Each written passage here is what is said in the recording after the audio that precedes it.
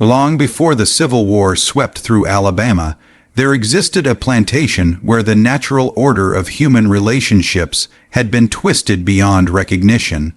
Court documents, sealed for 90 years, speak of a woman who orchestrated something so profoundly disturbing that 3 separate judges refused to allow the full testimony to be recorded. The few surviving fragments mention unnatural breeding practices, forced unions between blood relations, and a systematic program that violated every moral boundary known to civilized society. What made this case particularly haunting was not merely what happened, but who orchestrated it, and how she convinced an entire community to look the other way for nearly 2 decades. The details that follow are drawn from recently unsealed depositions, plantation ledgers marked with coded entries, and testimonies so disturbing the court reporter appended a personal note calling them the darkest revelations I have witnessed in 30 years of service. What occurred at Fairhope Plantation would force any observer to confront the depths of human depravity when power operates without consequence and profit eclipses every moral consideration. Fairhope Plantation sprawled across 1,200 acres of prime cotton land in Wilcox County, Alabama, where the Alabama River curved through soil so rich it turned black after a rain. Established in 1803 by Colonel James Sutherland, a Revolutionary War veteran, it was known for its productivity and the colonel's reputation for stern but fair management. Upon his death in 1839, his widow, Margaret, known to all as Mistress Margaret, assumed sole ownership. She was 41 years old, a woman of careful control, her face in family portraits revealing neither warmth nor coldness, only a composed authority. Behind closed doors, however, household slaves whispered of heated arguments between the Sutherlands over money and management. After a proper period of mourning, Margaret dismissed the long-time overseer, declaring she would manage Fairhope directly with her 4 sons' help. This was unusual, but not unheard of. What neighbors began to notice, however, was the change in her sons. Thomas, the eldest, abandoned his plans for university and grew withdrawn. His brothers William and Benjamin became similarly guarded. Only young Robert retained some of his former spirit, though even he grew subdued. Then came the second, more disturbing set of whispers concerning the enslaved population. Margaret began tracking the women with unusual intensity, keeping detailed records of their cycles, health, and age. She separated the youngest and strongest into a specific quarter, away from the main cabins. Neighbors observed that the children born there began to look remarkably similar to each other, and to Margaret's own sons. Sarah McLean, a neighboring plantation mistress, mentioned this observation to her husband. He told her not to repeat such speculation. This was the unspoken rule of plantation society. You did not examine too closely what happened behind your neighbor's gates. The system of slavery was built on endless moral compromises, and survival meant accepting certain hypocrisies. So, when people noticed the lights, children, when they saw Margaret's sons kept from eligible young ladies, they chose not to see. They chose not to ask questions, for answers might require action, and action might threaten the entire structure that kept them comfortable. But there were those who could not look away. The enslaved people at Fairhope lived inside the night, mere others ignored. Among them was Rachel, 3 years old in 1842, a house servant with a remarkable memory. She watched how Mistress Margaret observed her sons with an intensity that transcended maternal affection. She saw the coded ledgers, the nightly summonses to the main house, the silent returns before dawn. She stored these memories away, building evidence for a trial that had not yet been convened, because remembrance was her only form of resistance.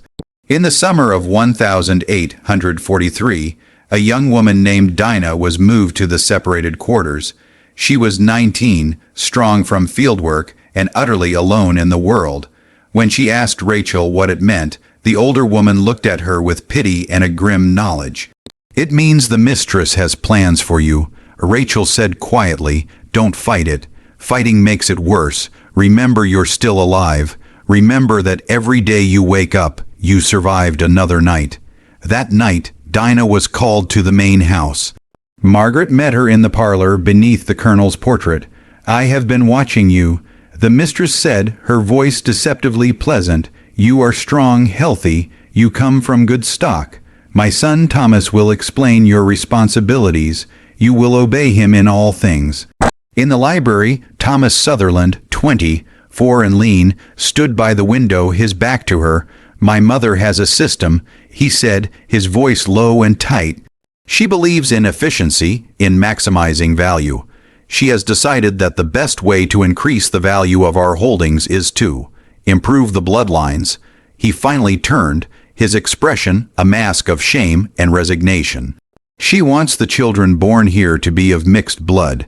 She believes it makes them more valuable. She has decided that my brothers and I will contribute to this program." The horror settled over Dinah like a shroud. This was not the common, grim tragedy of enslaved women bearing their masters' children. This was something more calculated, more systematic, a breeding program designed by a mother using her own sons as instruments. "I'm sorry," Thomas whispered. The word was meaningless, a comfort for the comfortable who participated in horror while wishing they did not have to. This was the system Margaret Sutherland had created. It was methodical, documented, and hidden in plain sight. Her sons, Thomas, William, and Benjamin, were assigned to different women on a rotating schedule, tracked in her ledger with clinical precision. The resulting children were raised in a separate nursery, groomed for skilled work. To the outside world, Fair Hope was a model of success. The system corrupted everyone it touched. The enslaved women bore the full trauma, yet the marginally better conditions created resentment and division within the community. Margaret's sons were also victims, their own lives and futures sacrificed. Only Robert resisted. When he began courting a neighbor's daughter, Margaret ordered him to end it. "Your duty is to this family," she told him. "My brothers are prisoners." Robert countered, "You've made them prisoners. You've made all of us prisoners, even the women. Do you even care?" "I understand that we are alone in this world," Margaret replied, her voice like ice. "Your father left us debts. This plantation was failing. I saved it. I built a system that ensures our survival and our wealth." Robert refused to participate. In response, Margaret systematically destroyed his courtship with subtle gossip and lies. By spring, it was over. Robert sank into a despair so deep the household slaves heard him crying late at night. His grief did not go unnoticed. Rachel, keeping her mental records, recognized in him a potential ally.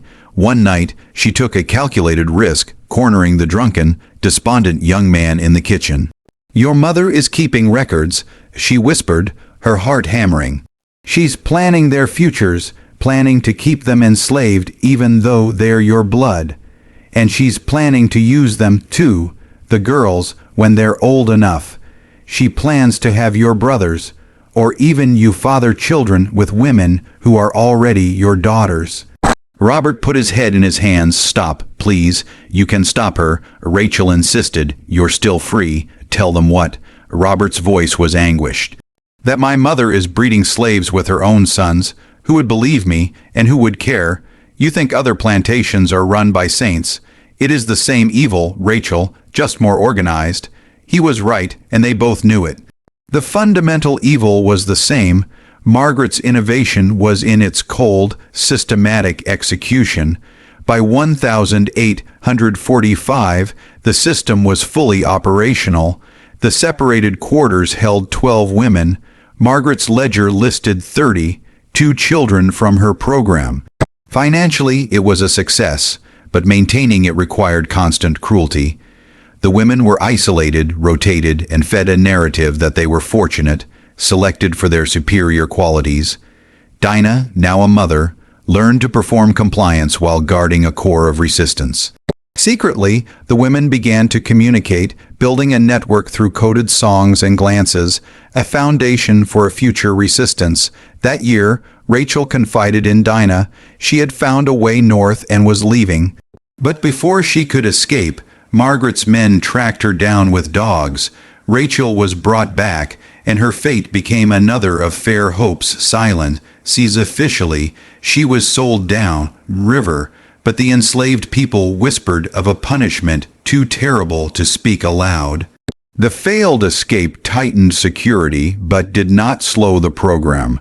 By 1847, it had intensified. But systems built on violence are unstable. They create enemies faster than they can suppress them. Margaret had made enemies of her own sons, of the enslaved women, and of the men who watched with helpless rage. She had built a monster, and monsters eventually devour their creators. The first crack in her foundation came from an outside force, a traveling minister from Connecticut, Reverend Joshua Hayes. Preaching at Fair Hope about righteousness and judgment, he noticed the haunted looks of the enslaved women and the profound discomfort of Margaret's sons. After the service, Thomas Sutherland approached him secretly in Camden. "I need to confess something," Thomas said, his voice breaking, "not to you as a minister, but as a witness." He laid bare the entire system, the selected women, the breeding program, the careful records. He confessed his own shameful participation.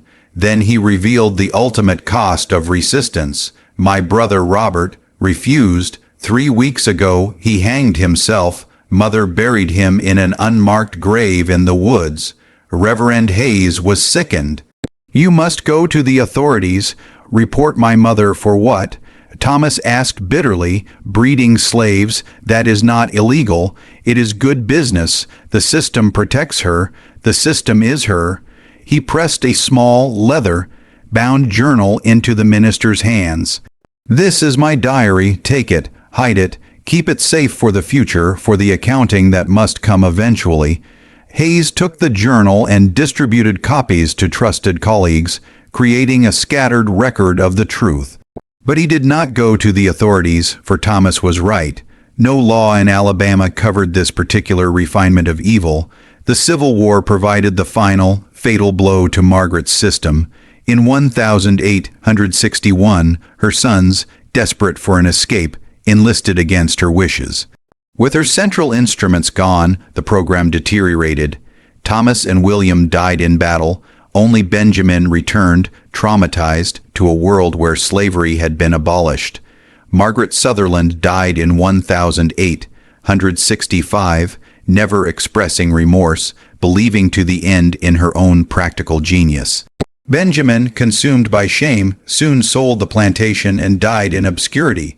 The story might have been buried with them, but Thomas's diary survived. Margaret's own clinical records were discovered decades later in a forgotten warehouse.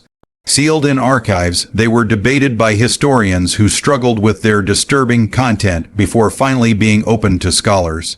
What those records reveal is the arithmetic of evil: human beings reduced to breeding pairs, children assigned numerical value, and generations of lives plotted with the detached efficiency of crop rotation. They stand as a chilling testament to the horrors that can be enacted when humanity is stripped away in the name of profit and order, and a stark reminder that the full truth of history is often darker than we dare imagine.